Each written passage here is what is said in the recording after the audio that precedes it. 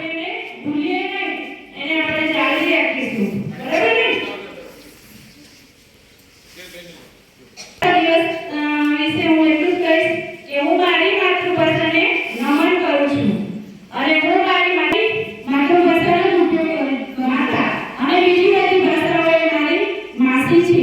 પહેલી આપણે કોનો ઉપયોગ કરવાનો? માતાનો ઉપયોગ કરવાનો છે. એટલે આપણે પહેલી ભાષા કઈ આપીશું? આપણી માતૃભાષા, આપણી ગુજરાતી ભાષા. ઇંગ્લિશ મીડિયમ કરતા આપણે ગુજરાતી છીએ તો આપણે કઈ ભાષામાં ભણવું જોઈએ? ગુજરાતી ભાષામાં ભણવું જોઈએ. બરાબર ને? કે આપણે તો બરાબર છીએ આપણી જગ્યા પર કે આપણે તો ગુજરાતી ભાષામાં જ ભણીએ છીએ અને ભણવું પણ જોઈએ. બરાબર ને? હું એટલું જ કહીશ કે હું મારી માતાને નમન કરું છું અને હું મારી માતૃભાષાને જાળવી રાખીશ અને તમે બધા પણ જાળવી રાખજો. ગુજરાતી પેરનું પ્રભાત જય જય ગરવી ગુજરાત. આજના આ કાર્યક્રમને આગળ વધારીશું. કડાયા નીતાબેન રાજેશભાઈ ધોરણ 6 પદો વિષય છે માતૃભાષાનું મહત્વ. માતૃભાષા એટલે સ્વભાષા, જન્મજાત ભાષા.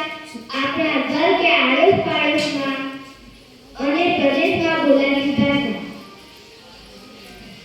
માતૃભાષા માધ્યમ દ્વારા માતૃભાષાને વંચિત કરું છું. મારી નામ અશોક કુમાર મોટા પોતાના શબ્દોમાં ગીજુભાઈ ગઢેકા વિશે સમજાવશું. હું ધોરણ 6 અભ્યાસ કરું છું.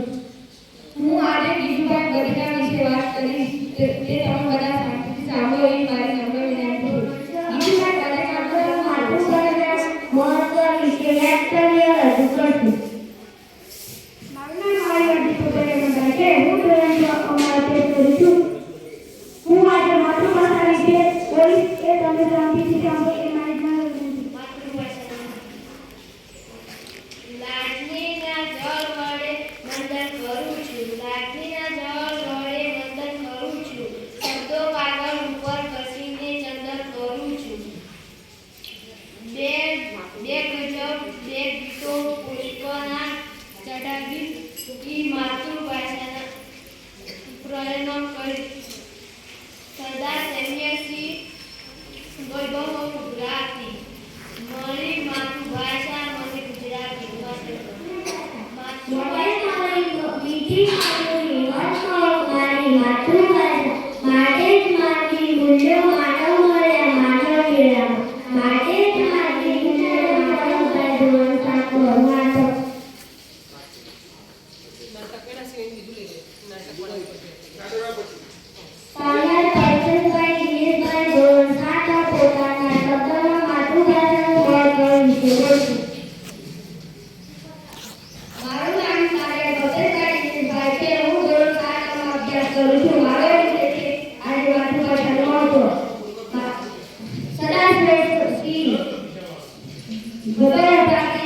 મને મળી ગુજરાતી ભાષા. માતૃભાષાનો શબ્દ અર્થ એવો થાય છે કે એવો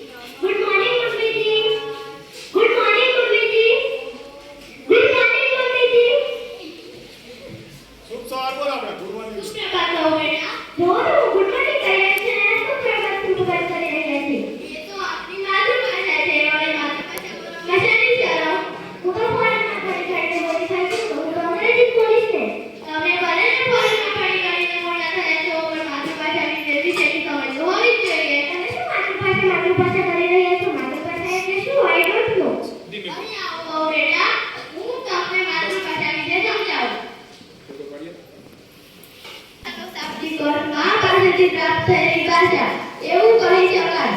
માતૃભાષાનો અર્થ માતા સમાન ભાષા. બાળકને માતા તરફથી મળેલી ભાષા પરિવારમાં બોલાતી ભાષા એટલે કે માતૃભાષા. જે ભાષામાં બાળક હસી બોલાડ્યું, જે ભાષાનો શબ્દવાળાને સૌપ્રથમ સાંભળે ઓકાર વગેરે બોલવાનો પ્રયત્ન જે ભાષામાં બાળકે કર્યો તે ભાષા એટલે માતૃભાષા. માતૃભાષા સંસ્કૃતિનું માધ્યમ છે. કલા, સાહિત્ય, સંગીત માતૃભાષા દ્વારા જ વિકાસ પામે છે. માતૃભાષા એ આપણી રાષ્ટ્રીય ભાષા છે. માતૃભાષા એ આપણી ગુજરાતી ભાષા છે. આપણે આપણી ગુજરાતી ભાષા બોલવી જ જોઈએ. ગુજરાતી ભાષા એટલે આપણી ભાષા.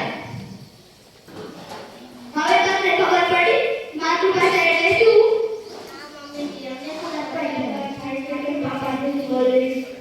ભાષા એમ કહી શકાય. માતૃભાષા એટલે કે મા પાસેથી મળેલી ભાષા. માતૃભાષા એટલે મા સમાન ભાષા. માતૃભાષા એટલે મા સમાન ભાષા.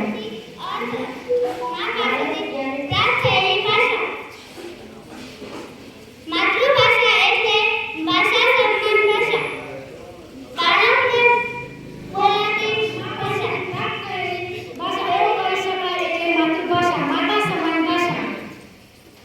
બાળકને મા તરફથી મળેલી મળેલી ભાષા.